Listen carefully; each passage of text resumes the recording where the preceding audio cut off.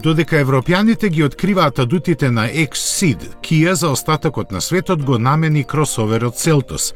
Ги има истите димензии, но дизајнерски многу се разликува од него. Инспириран е од концептот Signature, покажан пролетва, од кој задржа скоро се во својот изглед, вклучувајќи го и надмениот, но модерен преден дел, како внема другите модели на марката. Посебно пленат атрактивните full LED предни светла, кои го истакнуваат неговиот карактер. Задниот дел изгледа софистицирано, а пластичната заштита на подвозието дава влажен впечаток дека има теренски карактеристики. Бидејќи се работи за глобален модел, внатрешноста е едноставна, но со просечна просторност и сосема добро опремена. Благо истакнатата елегантност е дополнета со пар скапи опционални додатоци, како што се Bose аудиосистемот со 8 звучници.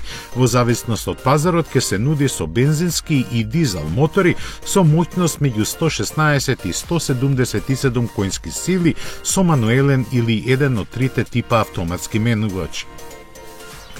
Погон на сите тркала е планиран само за Јужна Кореја, додека останатите ќе добијат електроника со 3 режими на возење.